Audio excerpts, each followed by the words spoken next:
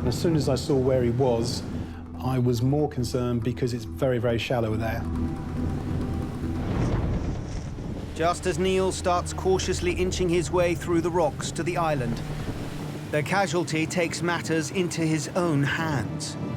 So as we then approached in, I remember our windsurfer then entering the water.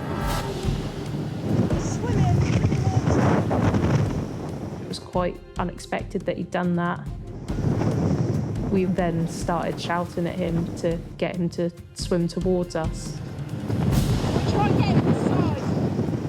But even though the casualty is only 50 meters away, in these shallow waters, he's still in grave danger. We're taught by the RNLI, if we're picking up someone from the water, that the engines should be neutral, so the propellers aren't turning, so there's no risk of damaging the casualty. But because of the strength of the wind and it blowing us towards some rocks, I had to keep the boat moving.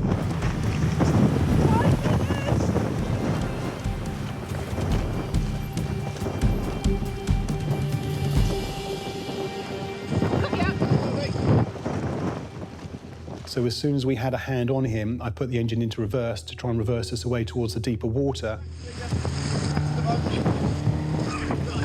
Ready? 1, 2,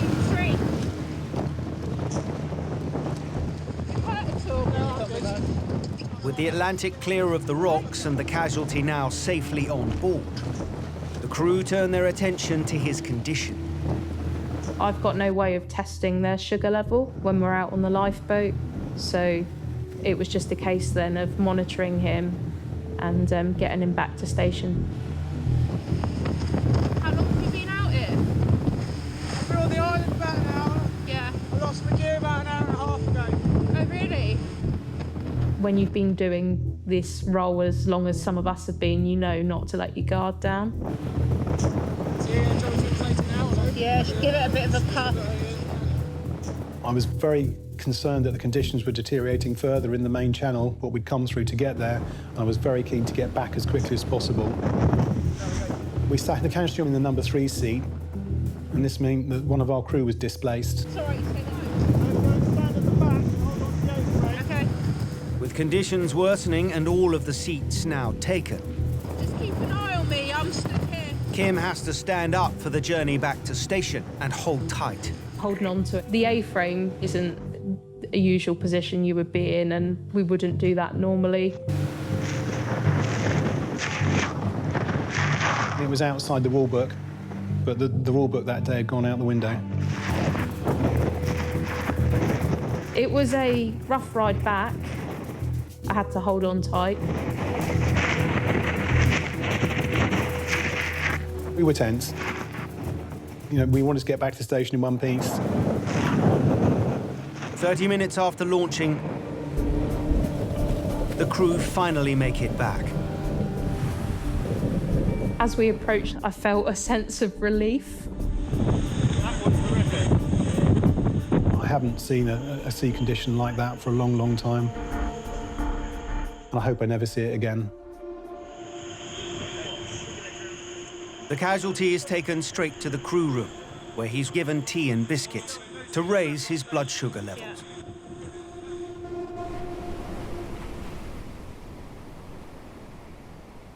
The longer I was waiting, the colder I was getting. There definitely was a sort of a risk to my life during that process.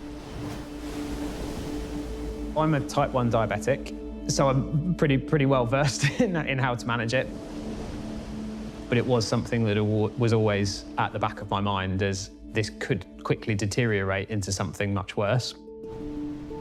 With 10 years of windsurfing under his belt, Dave saw the storm force conditions in Langstone Harbour as an exciting challenge for him and his friends.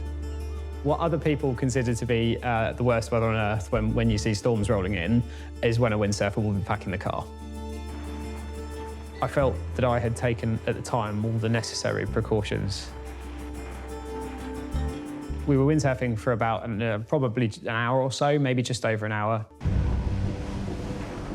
We were reaching the point where the chop inside the harbour, as the tide was coming up, was increasing, and it was starting to get a bit more exciting. As we were sailing along, my universal joint, which is the joint that connects the board to the sail, separated. So I found myself floating in the water, trying to reassemble my kit so that I could sail back.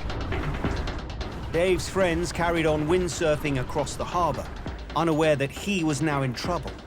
I looked around and could no longer see Dave, so I assumed he'd made some ground and headed further across. The waves were building, the wind was building. It became more and more difficult to reconnect my kit. I had to make the decision on whether to hang on to the sail, which was also the thing that made me much more visible in the water, or swim to somewhere where I'd be much safer.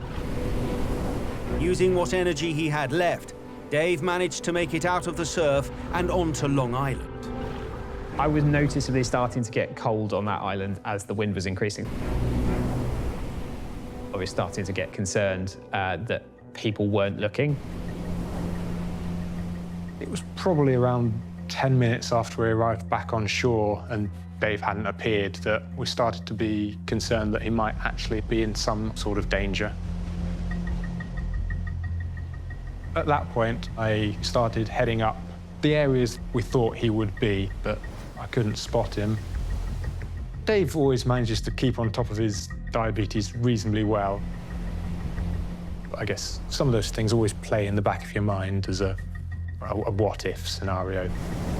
But as well as not having his medication with him, Dave now had to contend with the biting wind and the fading light. The storm had noticeably increased in the time that I had been on the island. It was now at the point where it was forecast to be at its strongest. I was conscious that if it got dark, I would be very difficult to find. Unbeknownst to Dave, the alarm had already been raised by his friends, and help was on its way.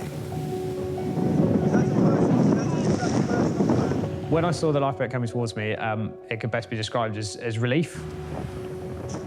Just to avoid bringing the lifeboat close to the island where I knew it was shallow,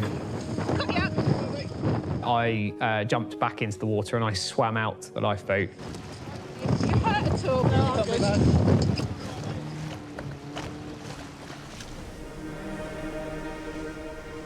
After being warmed up in the station, Dave was picked up by his partner later that afternoon. I'm immensely grateful.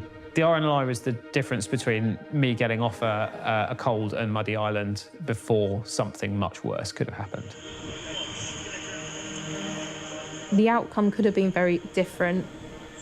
Nobody may have known that he was even there, and he could have been there for a long time, which, given his medical conditions, could have been life-threatening.